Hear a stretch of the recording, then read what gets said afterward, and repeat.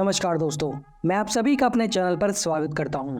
दोस्तों, आपने या आपके किसी परिचित ने कभी ना कभी किसी प्लेन में सफ़र तो ज़रूर किया होगा और आपका सफ़र बहुत ही आनंददायक भी रहा होगा। लेकिन उड़ान के बीच बीच में आने वाले टर्बुलेंस से आपको थोड़ा डर तो ज़रूर लगा होगा और हो सकता है कि आपके मन में भी ये ख्याल आया हो कि अगर ये प्लेन क्रैश हुआ तो मेरा मरना तो तय है। लेकिन अगर आप बहुत ही लकी हुए तो हो सकता है कि आप एक प्लेन क्रैश को सरवाइव कर जाओ और आपको थोड़ी बहुत ही चोट लगे। लेकिन अगर ऐसा होता है तो आपको अपनी अगली फ्लाइट में बैठने से थोड़ा डर तो ज़रूर लगेगा और हो सकता है कि आप दोबारा कभी किसी फ्लाइट में बैठो ही नहीं। लेकिन अगर मैं आपको भारतीय सेना में शामिल रहे एक ऐसे फाइटर पायलट के बारे में बताऊं जिसने एक या दो बार नहीं बल्कि 3 बार प्लेन क्रैश को सरवाइव किया और हर बार नए जोश और जज्बे के साथ अपने देश की सेवा की है, तो हो सकता है कि आप में से कुछ को मेरी बातों पर विश्वास ही ना हो और आपको ये पूरी ही कहानी काल्पनिक लगे। लेकिन दोस्तों, ये कोई फिल्मी कहानी नहीं है, बल्कि 1965 और 1971 जैसी जंग लड़ चुके भारतीय वायुसेना के जाबाज फ्लाइंग ऑफिसर दारा फिरोज चिनॉय के जीवन की सच्चाई है, जिन्होंने देश की सेवा करते हुए एक दो बार नहीं बल्कि 3 बार मौत की आंखों में धूल झोंक कर खुद को मुसीबत से बाहर निकाला और पूरे 24 घंटे दुश्मन देश की सीमा में रहकर गोलीबारी का सामना करने के बावजूद अपने देश सही सलामत वापस आ गए। जी हाँ दोस्तों, अक्सर आपने भारतीय सेना में शामिल जवानों की बहादुरी के किस्से तो जरूर सुने होंगे, जिनमें भारतीय सेना के जवानों ने अपनी जान की बाजी लगाकर दुश्मन देश की सेना के पसीने छुड़ा दिए। लेकिन आज के वीडियो में हम आपको भारतीय वायुसेना में शामिल रहे फ्लाइंग ऑफिसर जो बाद में ग्रुप कैप्टन के पद से रिटायर हुए दारा फिरोज चिनॉय के बारे में बताने वाले हैं, जिन्हें भारतीय वायुसेना का सबसे लकी फाइटर पायलट भी माना जाता है। और आज की वीडियो में हम उन्हीं से जुड़े एक किस्से के बारे में बात करने वाले हैं, इसलिए वीडियो काफ़ी ज़्यादा इन्फॉर्मेटिव और इंटरेस्टिंग होने वाला है, इसलिए वीडियो में आखिर तक ज़रूर बने रहिएगा। लेकिन वीडियो में आगे बढ़ने से पहले अगर आपको वीडियो अच्छी लगे तो वीडियो को लाइक, शेयर और चैनल को सब्सक्राइब करना बिल्कुल भी मत भूलिएगा। साथ ही कमेंट बॉक्स में जय हिंद का प्यारा सा कमेंट जरूर करिएगा। चलिए दोस्तों, वीडियो को शुरू करते हैं। दोस्तों, 1965 में जब भारत पाकिस्तान के बीच युद्ध शुरू हुआ तो भारतीय सेना का एकमात्र लक्ष्य था कि पाकिस्तानी सेना को वापस खदेड़ कर पाकिस्तान के लाहौर पर कब्जा करना है और साथ ही भारत की सीमा को भी सुरक्षित करना है। लेकिन पाकिस्तानी आर्मी के द्वारा उनकी सीमा के अंदर और बॉर्डर के काफ़ी करीब बनाए गए बंकरों से पाकिस्तानी सेना अपनी हौवित्जर तोपों से जोरदार फायरिंग कर रही थी, जिस वजह से भारतीय थल सेना तेजी से आगे नहीं बढ़ पा रही थी। पाकिस्तानी सेना भारतीय सेना पर गोलों की बरसात कर रही थी, जिस वजह से भारतीय सेना के लिए पाकिस्तान द्वारा 1950 के दशक में बनाई गई इचोगिल नहर को पार कर पाना बहुत ही मुश्किल हो रहा था। लेकिन भारतीय सेना के द्वारा इस इचोगिल नहर को पार करना बेहद ज़रूरी था, पर इतनी ज़ोरदार फायरिंग के बीच थल सेना के लिए आगे बढ़ पाना बहुत ही मुश्किल था। ऐसे में पाकिस्तानी सेना के इन बंकरों और तोपों को नष्ट करने की जिम्मेदारी भारतीय वायुसेना को दी जाती है। 10 सितंबर 1965 को आदमपुर एयरबेस पर मौजूद ग्राउंड ऑफिसर अपने पायलट्स को पाकिस्तान में किए जाने वाले इस ऑपरेशन की जानकारी देते हुए बताते हैं कि आपको पाकिस्तान की दक्षिणी सीमा में घुसकर उन बंकरों और तोपों को नष्ट करना है। साथ ही पाकिस्तानी सेना के द्वारा इन तोपों की रक्षा के लिए लगाई गई एंटी एयरक्राफ्ट गन से खुद को भी बचाना है। इस पूरी कॉन्फ्रेंस में मौजूद 20 साल के फ्लाइंग ऑफिसर दारा फिरोज चिनॉय भी इस कॉन्फ्रेंस को सुन रहे थे, जिन्हें इंडियन एयरफोर्स को ज्वाइन किए हुए अभी मात्र 2 साल ही हुए थे। इस ब्रीफिंग के बाद दारा समेत 4 फाइटर पायलट को पंजाब के आदमपुर एयरबेस से अपने डसॉल्ट मिस्टीरियर फाइटर बॉम्बर एयरक्राफ्ट से उड़ान भरनी थी। ऐसे में ब्रीफिंग ऑफिसर ने सभी को खाना खाने के लिए मेस जाने के लिए कहा, लेकिन मेस में पहले से ही भीड़ होने के कारण दारा सिर्फ 1 गिलास पानी पीकर अपने जी सूट को पहनकर तैयार हो जाते हैं। लेकिन दारा की खाना ना खाने की गलती आगे चलकर दारा पर और भी भारी पड़ने वाली थी। आदमपुर एयरबेस से उड़ान भरने के कुछ समय बाद ही पायलट्स को अपने नीचे टारगेट नजर आने लगा था और जैसे ही भारतीय सेना के चारों एयरक्राफ्ट हमला करने के लिए अपनी पोजीशन बनाने लगते हैं, तभी फ्लाइंग ऑफिसर दारा चिनॉय को अपने एयरक्राफ्ट में एक धक्का महसूस होता है और जल्द ही उनकी कॉकपिट में धुआं भरने लगता है। दरअसल दारा के एयरक्राफ्ट से एक एंटी एयरक्राफ्ट गन का गोला आकर टकरा गया था, जिसकी वजह से दारा के एयरक्राफ्ट का इंजन अपनी पावर खो देता है और उनका एयरक्राफ्ट बेकाबू होकर तेजी से नीचे की ओर गिरने लगता है। दारा एयरक्राफ्ट को संभालने की कोशिश करते हैं, लेकिन उनका एयरक्राफ्ट तेजी से नीचे की ओर जा रहा था। उनकी कॉकपिट में धुआं भर जाता है और बाहर के साथ साथ उनके द्वारा कॉकपिट के अंदर देख पाना भी बहुत ही मुश्किल हो रहा था। अब ऐसी स्थिति में दारा के पास अपने एयरक्राफ्ट से इजेक्ट होने के अलावा कोई चारा नहीं बचा था। ऐसे में उन्होंने अपने लीडर को वायरलेस पर संदेश दिया कि I am hit, engine flame out. तेजी से नीचे गिरते हुए एयरक्राफ्ट से जैसे ही दारा इजेक्ट करते हैं, वो खुद को पाकिस्तानी सेना की तरफ से हो रही फायरिंग से घिरा पाते हैं। अपनी किताब escape from Pakistan a war heroes Chronicle में चिरॉय ने बहुत ही रोचक तरीके से बताया है कि जब मैं नीचे आ रहा था तो मुझे राइफल की गोलियों की आवाज साफ सुनाई दे रही थी। बीच बीच में एंटी एयरक्राफ्ट आर्टिलरी गोले भी मेरी बगल से गुजर रहे थे। कई गोलियां मेरे पैराशूट को भेदती हुई निकल गई। तब मुझे लगा कि वे लोग मुझे ही निशाना बनाने की कोशिश कर रहे हैं। आगे उन्होंने अपनी किताब में लिखा है कि सौभाग्य से मैं गन्ने के खेत में गिर गया। गन्ने की कटाई नहीं हुई थी, इसलिए मुझे छिपने का मौका मिल गया। जैसे ही मैं गिरा, पाकिस्तानी सैनिकों की चीखें और गालियां सुनी और ऑटोमेटिक बंदूकों की गोलियों की आवाज़ें भी मुझे साफ सुनाई दे रही थी। गन्ने के खेत में लैंड करने के बाद दारा अपनी जान बचाने के लिए एक हिरन की तरह गन्ने के खेत में टेढ़े मेढ़े तरीके से भागने लगे। पाकिस्तानी सैनिकों द्वारा की जा रही फायरिंग की वजह से उनकी स्पीड और भी ज़्यादा बढ़ गई। लेकिन ऐसी सिचुएशन में भी दारा ने समझदारी से काम लेते हुए पूर्व में भारत की सीमा की ओर जाने की बजाय पाकिस्तान में ही पश्चिम की दिशा की ओर चलना शुरू कर दिया। और पाकिस्तानी सैनिक जिनको ये उम्मीद थी कि दारा पूर्व से ही भारतीय सीमा की ओर बढ़ेंगे, उनकी सोच से उलट दारा पश्चिम की ओर आगे बढ़ने लगते हैं। जैसे जैसे समय बीतता गया, पाकिस्तानी सैनिकों की गाड़ी और उनके द्वारा की जा रही फायरिंग का शोर और कम होता गया। थोड़ी देर पश्चिम की ओर चलने के बाद दारा उत्तर दिशा की ओर मुड़ जाते हैं और अब चलते चलते सुबह से शाम हो चुकी थी।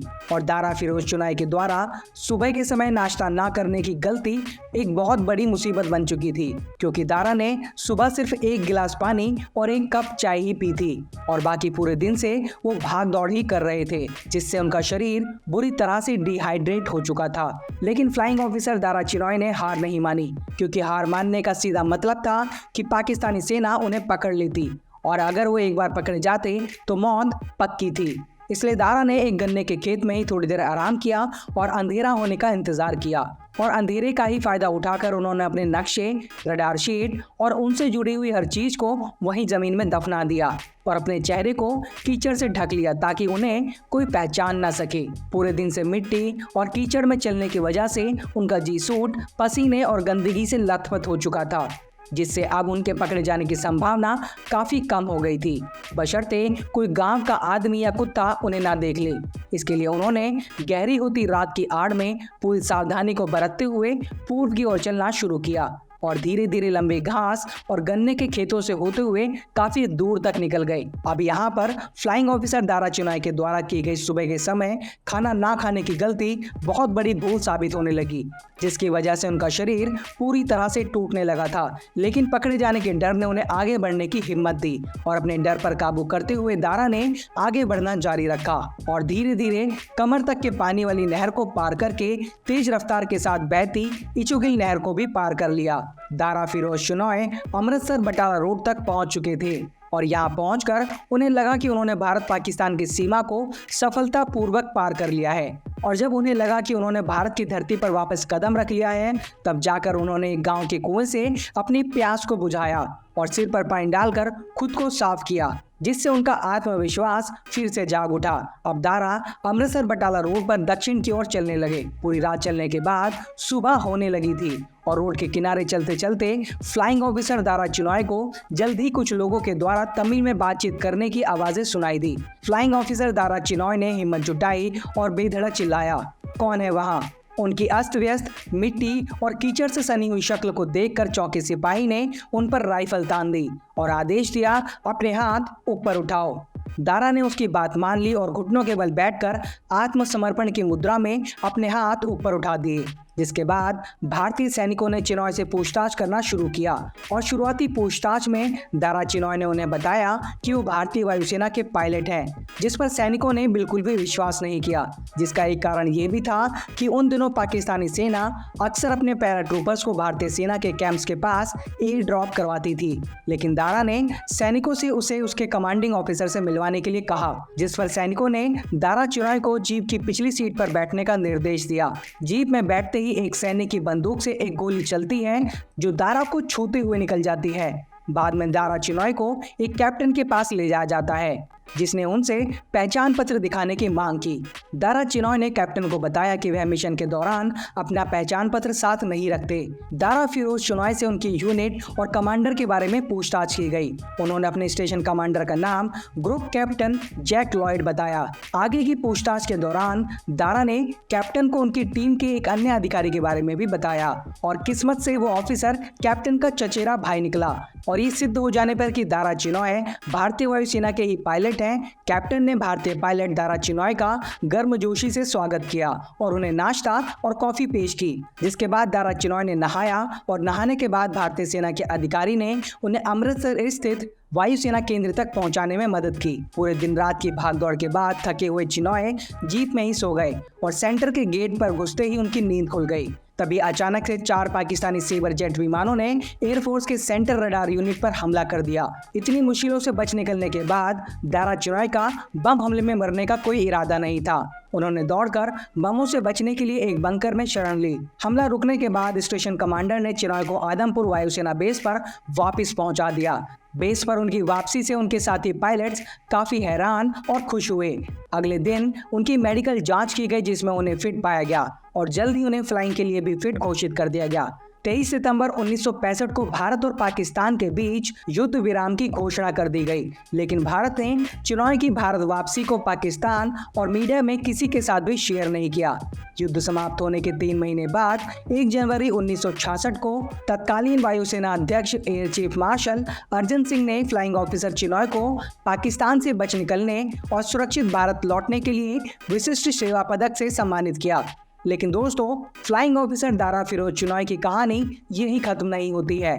दारा फिरोज चिनॉय ने इस हादसे के बाद और पहले भी एक बार मौत को चकमा दिया था। दरअसल 1965 की जंग में हुए इस हादसे से पहले भी 1964 में जब दारा फिरोज चिनॉय एक ट्रेनी पायलट थे और एक दिन जब वे ब्रह्मपुत्र नदी के ऊपर उड़ान भर रहे थे, तभी उन्हें अपने डसॉल्ट ऑर्गन फाइटर जेट से इसलिए इजेक्ट करना पड़ा था क्योंकि फाइटर जेट का इलेक्ट्रिक ट्रिमर, जो कि एक इम्पॉर्टेंट एयरक्राफ्ट कंट्रोल सिस्टम है, में खराबी के कारण उनका एयरक्राफ्ट उनके कंट्रोल से बाहर चला गया था। इस हादसे में भी दारा बाल बचे थे। इसके बाद 1987 में जब दारा फिरोज चिनॉय अपने मिग-21 को उड़ा रहे थे, उस समय एक पक्षी के टकराने से उनके जेट का इंजन बंद हो गया और उनका फाइटर जेट तेजी से नीचे गिरने लगा।